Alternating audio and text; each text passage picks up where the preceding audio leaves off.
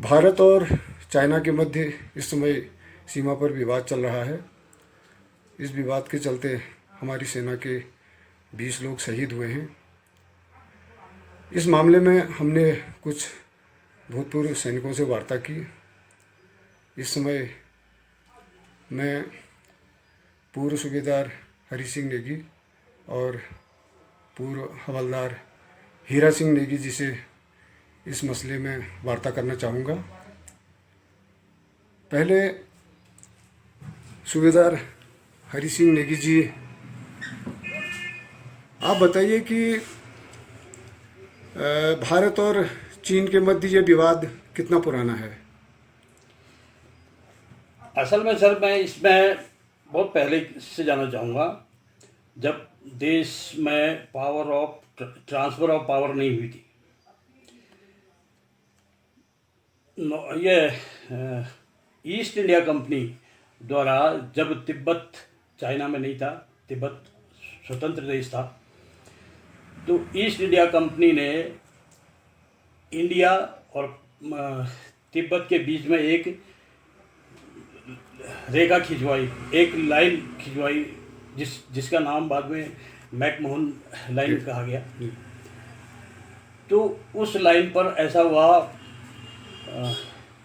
तिब्बत उस टाइम राजी नहीं हुआ था। अब जब हमारा ट्रांसफ़र ऑफ पावर हुआ, देश आज़ाद बोलेंगे उसको हम, तो उसमें चाइना ने बोला कि भाई जब तिब्बत नहीं माना तो हम क्यों मान लें। तो ये तब से अब ये पुराना विवाद चला आ रहा है। उसमें फिर आग में घी डालने का काम सन 1959 में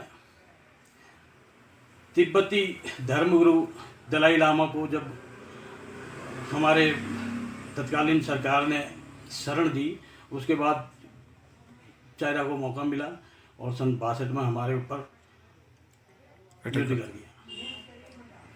उसमें पारंपरिक लड़ाई का हमें उतना, हमारी सेना को उतना ज्ञान नहीं था।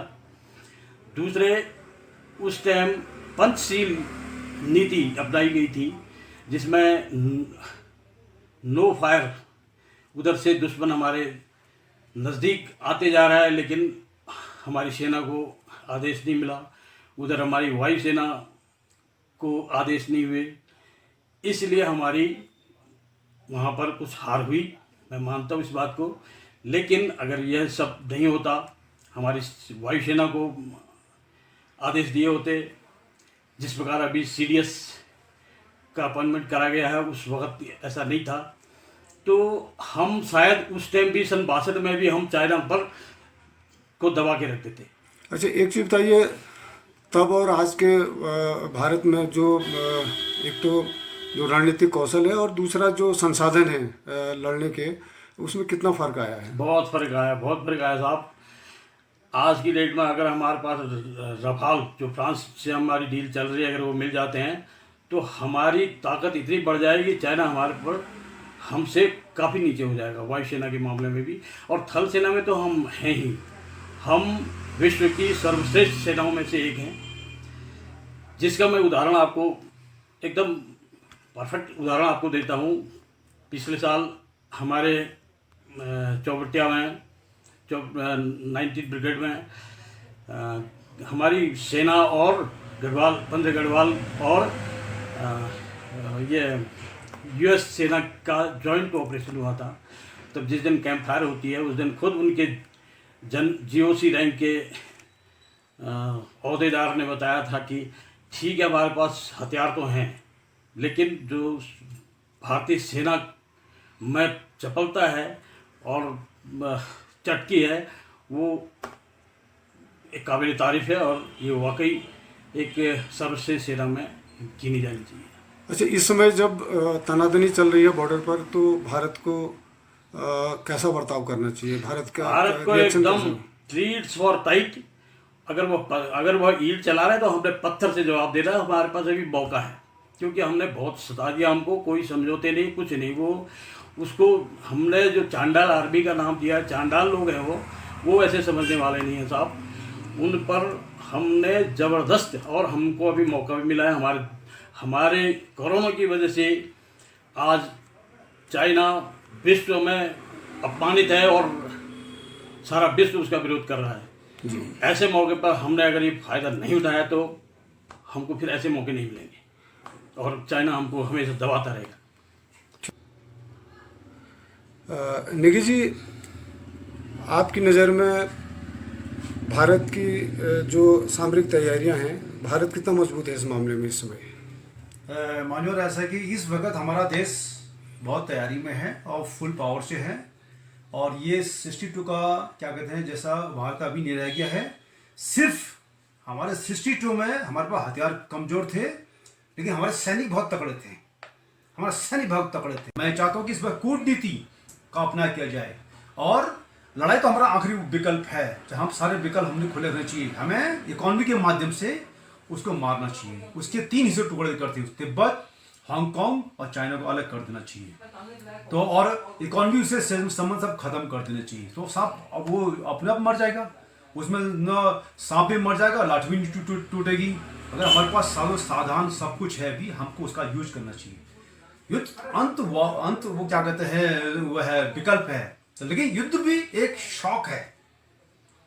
जो लोग क्या कहते हैं बॉर्डर पर शहीद हुए हैं, उनका तो भगवान भी सम्मान करते हैं। वो तो बॉर्डर पर शहीद हुए हैं। हम तो खुद हम सैनिक आदमी हैं। हमने सोचा था कि अगर बॉर्डर हम शहीद हो जाते तो कितना अच्छा था। हम घर में चारपाई के ऊपर हॉस्पिटल मरना नहीं चाहते। लेकिन वो नसीब वाले होते हैं जो बॉर्डर पर शहीद होते हैं, वो अजय अमर रहते हैं, वो मोक्ष उनको मोक्ष मिल जाता है। वो उनके लिए तो भगवान भी उनके लिए जो है उनके गुनाहगार होते हैं। वो मृत्यु जो हर किसी को नहीं मिलती है। जो 20 आदमी को शहादत दी है हिंदुस्तान में, वो उनको तो भगवान भी नमस्कार बोलता है नहीं? अच्छा, 62 के बाद जैसे पाकिस्तान के साथ 2-3 लड़ाइयाँ हुई, चाइना के साथ भी इस तरह के जो डिस्प्यूट हैं वो कभी कभी बॉर्डर पर हिंसक घटनाओं के रूप में देखे गए क्या? कई दफा चाइना के साथ में कई दफा देखा, सिंस 62 में हुआ, सिंस 67 में भी हुआ है। उसके बाद छोटी मोटी घटनाएं कितनी बार होती हैं। मैं खुद अरुणाचल बॉर्डर पर रहा हूँ चाइना के सामने में। मैं इनको चाइना को साथ हमारे मुठभेड़ पेट्रोल के नाम होती रहती थी कभी कभी। हम इनको जानते हैं। ये छोटे छोटे कद के आदमी हम तो सोचते थे कि इनको दबा के हम इनको वहीं पीट दें, लेकिन क्या है हमारे अफसर का दबाव रहता है कि उस पर अनडिसिप्लिन कार्रवाई नहीं की जाए। हम इनको अच्छी तरह जानते हैं कि चाइना को तो हम अकेला आदमी कम से कम 4 आदमी को रगड़ सकता है। और उसी माफी अभी हमारे जो पाकिस्तान का जो बॉर्डर है, पाकिस्तान के आदमी से हमारे खूब संपर्क हुए, खूब इनकी झपट भी खूब हुई। पाकिस्तान का आज जवान सबसे डरपोक जवान है। वो मैदान छोड़ने में, मोर्चा भागने में अपनी भलाई समझता है। वहाँ का सिर्फ एक अफसर थोड़ा बहुत पीछे खड़ा रहता है, लेकिन अफसर जवान तो वो सब भाग जाता है। नेगी जी, हम लोग से मेरा मतलब है उत्तराखंड राज्य जो है वो पूरा चाइना बॉर्डर पर है, लेकिन हमारे यहाँ से पलायन बहुत ज़्यादा है उत्तराखंड से। कई बार जो रिटायर्ड अफसर हैं सेना के, वो इस बात को कहते रहे हैं कि पलायन नहीं होना चाहिए, क्योंकि पलायन जो है वो सामरिक दृष्टि से भी हमारे लिए नुकसानदायक हो सकता है। तो आपका क्या मानना है इस बारे में? साहब, पलायन तो रुकना ही चाहिए। अभी हमारे ये दुर्भाग्यवश जो कोरोना का जो ये संकट आया हुआ है, वह एक प्रकार से हमारे उत्तराखंड के लिए तो एक तोहफा लेके आया हुआ। उसका कारण ये जो हमारी जितने भी प्रवासी लोग थे वो सारे आज की डेट में वापस आ गए, हमारे उत्तराखंड में बच गए, आ रहे हैं। अब मेरा यहाँ पर मानना, मैंने पहले एक बार किसी पेपर वाले ने मुझे बोला था, मैं उसमें भी कमेंट्स दिए थे अपने, उसमें मेरा मानना ये है कि शिक्षा, स्वास्थ्य, कृषि, यातायात अगर अव्वल दर्जे के हो जाते हैं, साथ ही उनको उनके स्किल के हिसाब से, उनकी जानकारी के हिसाब से अगर उन्हें काम मिल जाता है, उन्हें गवर्नमेंट की तरफ से सस्ते लोन मिल जाते हैं और उनको बढ़ावा दिया जाता है, तो वो लोग जब सब व्यवस्था यहाँ पर है तो कोई पागल तो नहीं है कि दूसरे प्रदेशों में 10-10, 12-12 हज़ार की नौकरी करें। इससे फ़ायदा ये होगा कि जहाँ पर हमारा ये एरिया जो संवेदनशील है वो भी सुरक्षित रहेगा, क्योंकि हमारी पूरी गांव हमारे भरे रहेंगे, सब हमारा अगर ठीक ठाक रहेगा तो फिर हमको वहाँ से भी हमारी सेना को सपोर्ट मिल सकेगा लोकल से। और बस यही है, अगर इस पर सरकार ध्यान दे, हमारी उत्तराखंड सरकार ध्यान दे, और हम अगर इनके पास अगर कोई ऐसी व्यवस्था कम है तो मैं केंद्र सरकार से भी गुजारिश करूंगा कि हमारे उत्तराखंड सरकार को मदद करी जाए और ये सारी इनकी व्यवस्थाएं करवाई जाए, ताकि दो फायदे होंगे हमारे। एक तो हमारी सेना को हेल्प होगी, हमारे पूरे खासकर सीमांत गांव सारे भरे रहेंगे तो हमको उससे मदद होगी, और दूसरा हमारा जो मेन हमारे जो उत्तराखंड बनाने वाले क्रांतिकारियों का जो मेन मकसद था वो भी हासिल होगा साहब।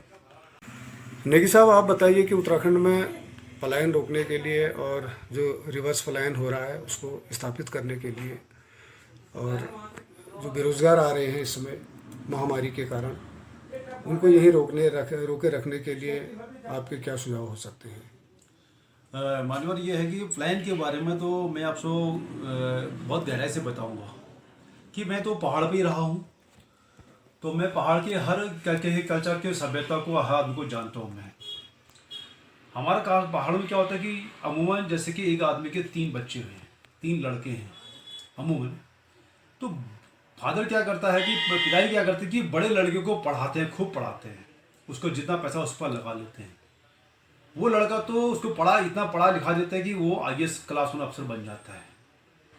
जहाँ से वो क्लास 1 अफसर बन गया तो वो तो प्रदेश का तो छोड़ो, गांव का छोड़ो, उस माँ बाप का ही नहीं रहता है। उसका प्लान तो वैसे हो जाता है, ज़्यादा पढ़ा लिखाने के बाद उसका प्लान तो वैसे हो जाता है। उसके बाद जो दूसरा नंबर का आता है लड़का आता है, उसको कम, फिर माँ बाप के पास कम पैसा साधन होते हैं, उसको थोड़ा बहुत पढ़ा करके उसको दिल्ली में भेज देता है, वो नौकरी करने दिल्ली चल देता है।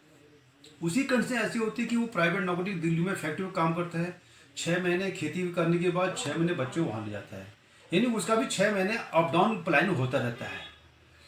और उसके बाद एक लड़का भाई ऐसा होता है कि उसी का तीसरा भाई जो थोड़ा कम पढ़ा लिखा अनपढ़ है, जो दिल्ली के लायक रहे नहीं, तो वो बेचारा घर में माँ बाप के साथ रहता है।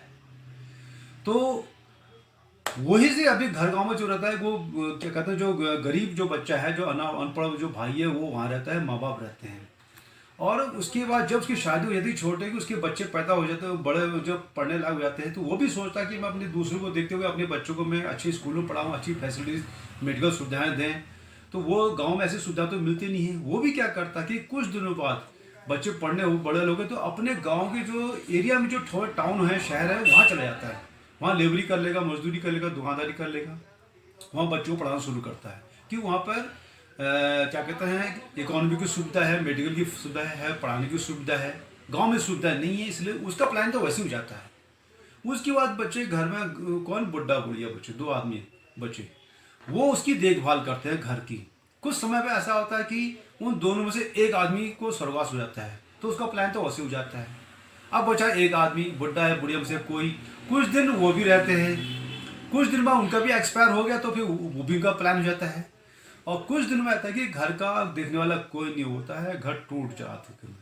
इसीलिए जो ये प्लान ऐसे हो जाता है। इसलिए मैं सरकार से ये करना चाहूँगा कि भाई जो क्लास 1 अफसर लड़का है उसको हम ला नहीं सकते, मीडिया जो मीडियम क्लास का जो है वो भी उसने सर्विस कहीं सेट कर ली है, बच्चे वो भी नहीं आ सकता। जो गाँव में जो बच्चा है, जो बुढ़ा बुढ़िया हैं, उनके लिए रोजगार किया जाए। रोजगार का सबसे अच्छा साधन ये है, हम लोग खेती पर डिपेंड हैं। जैसे कि गाँव में अभी ऑर्गेनिक खेती की जाए तो समूह के रूप में किसी को आदमी को ऑर्गेनिक खेती की एक योजना की दी जाए। भाई उनकी जैसे एक किसान आदमी 10 किलो अदरक पैदा करता है, तो 10 किलो अगर बेचने के लिए कौन से दुकान में ले जाएगा, वो कहाँ वो मंडी ले जाएगा। अगर 20 किलो अगर 2 कुंटल उसने आलू पैदा कर दिया तो कहाँ ले जाएगा। अगर 10 किलो 2 कुंटल उसने मूली पैदा कर दी तो वो कहाँ, हर दुकान में मूली रहती है, कहाँ ले जाएगा। तो सरकार की ये सुविधा होनी चाहिए कि भाई एक समिति ऐसी बनाई जाए जो उनको बीज दे और सारे किसानों के रेट जो माल जो है खेत से खरीदी जाए। अगर किसी ने 10 किलो अगर अदरक पैदा कर रखा है तो उसकी कीमत जो है, अदरक खेत की कीमत, खेत में उसकी कीमत मिल जानी चाहिए। उसके बाद सारा कृषि करके उसके बाद वो मंडी ले जाए आदमी। तो ये गवर्नमेंट की योजना है जिससे कि वहाँ का जो हमारा आदमी जो है बुढ़ा बुढ़िया है जो है वो सब्जी का उत्पादन भी कर सकते हैं, वो गांव का जो बच्चा वो भी उत्पादन कर सकता है। अगर गवर्नमेंट हमको अगर सही रेट मिलते हैं, हमारा पैसा जो हमारे माल का खेत में हमको पैसा मिल जाता है, तो हमको प्लान करने की जरूरत ही नहीं है। ठीक है। इसके अलावा और इस पूरे जो हमारी वार्ता चल रही थी अभी, हाँ जी, तो इस पर और कुछ क्या कहना इससे चाहिए? वार्ता मैं करूँगा सरकार के पास ऐसा है कि हमें ये बड़ी योजना दी जाए, ये छोटी मोटी योजना दी जाए, जैसे यहाँ के हमें टूरिज्म के ऊपर है, या यूँ मान के चलो कि हम कोई अगर यहाँ पे आज एक ही डेट में याद सुनिए, हमारे पहाड़ पर जो है, पहाड़ पर पत्थर की कमी है, समुद्र से एक लोटा पानी निकाल लो समुद्र के कम हो जाता है। लेकिन कुछ लोगों ने क्या किया कि वो ये खोल रखा गया, तो ईंट भट्टे खोल रखे हैं। अरे साहब, हम एक पहाड़ पर मकान बनाने के लिए हम हल्द्वानी से ईंट लाते हैं, हमको यहाँ पे छोटे ग्रुपों में हमको यहाँ क्यों परमिशन नहीं दिया, यहीं का ईंट, यहीं का रोटी, यहीं का बजरी, जिससे हम पूरे जिंदगी भर में एक लड़की की शादी कर पाते हैं, मकान ही बना पाते हैं। और क्या इस पूरी वार्ता को लेकर आप कुछ और कहना चाहेंगे? इसी पलायन की जहाँ पर बात आ रही है, पलायन पर ही शायद आप पूछना चाह रहे हैं।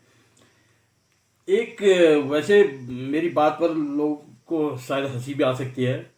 मेरा मानना ये है कि जितने भी, जैसे हमारे नेगी जी ने बताया, जितने भी हमारे बाहर चले जाते हैं लोग, जितने भी हमारे नेता लोग हैं, जितने भी बड़े बड़े ओहदेदार हैं, यदि वे सब अपने अपने गाँव में आ जाएं, तो जो मैंने पहले जो पॉइंट किया था वो ऑटोमेटिक सॉल्व हो जाएगा। अच्छे हॉस्पिटल बन जाएंगे, अच्छे यातायात के साधन बन जाए, सड़कें बन जाएंगी, शिक्षा की व्यवस्था हो जाएगी, क्योंकि उन्होंने अपने बच्चों को पढ़ाना है।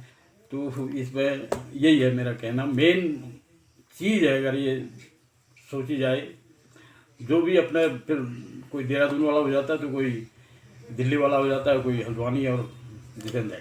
अच्छा, बाकी आप जो हम पहले बातचीत कर रहे थे, जैसे कि सीमा पर विवाद मतलब तनाव चल रहा है, तो ऐसे मौके में भारत की भूमिका क्या होनी चाहिए? उसको मतलब किस तरीके से निपटना चाहिए, या किस तरीके से रिएक्शन करना चाहिए इसमें? भारत, मैं पहले भी बोल चुका हूँ, अभी हमको मौका मिला हुआ है। सारा विश्व चाइना के खिलाफ है, और इस चाइना ने हमें बहुत सता दिया है। समझौते की बात करता है, भाई भाई, हिंदी चीनी भाई भाई बोलता है। उसके ऊपर कल का ही उदाहरण ले लीजिए, 20 आदमी हमारे, 20 ऑफिसर, जेसी और जवान हमारे वहाँ पर हताहत हुए। ये ऐसी धोखेबाजी करता है। अब इसको बख्शना या इससे समझौता करना मैं तो गलत समझता हूँ साहब। इस पर अब एक्शन होना चाहिए, जो भी हो, मरेंगे कोई नहीं। अगर गवर्नमेंट, सरकार अगर हमें मौका देती है, मैं आज की डेट में भी तैयार हूँ। मैंने पिछली बार भी जब सर्जिकल स्ट्राइक हुई थी, तो ये देखिए, इसमें पढ़ लीजिए, ये मैंने सीधे रक्षा मंत्री जी को वो किया था, रिक्वेस्ट करी थी कि मैं साहब, मैं स्किल्ड हूँ, मुझे हालांकि शरीर मेरा थोड़ा साथ नहीं देगा, लेकिन मैं अपने तरीके से वहाँ काम कर लूँगा, मुझे मौका दिया जाए। बहरहाल लड़ाई तो नहीं लगी। उसके बाद मुझे ये प्रशस्ति पत्र मिला है, मैं आपको दिखाना चाह रहा हूँ। तो ये थे सूबेदार हरि सिंह नेगी और हवलदार हीरा सिंह नेगी जी, जिन्होंने दो टूक शब्दों में कहा कि भारत को इस मौके का फ़ायदा उठाते हुए चाइना की घेराबंदी करनी चाहिए, और जो भी संभव तरीके हैं, कूटनीतिक हैं या फिर सेना के स्तर के हैं, उससे उन तरीक़ों से निपटना चाहिए। और दूसरा, इन्होंने राज्य सरकार को सलाह दी कि वो पलायन रोकने के लिए कोई ठोस कदम उठाए, ताकि हमारी सीमाएं भी सुरक्षित रहें और हमारे नौजवानों को रोज़गार मिले और हमारा उत्तराखंड तरक्की करे। धन्यवाद।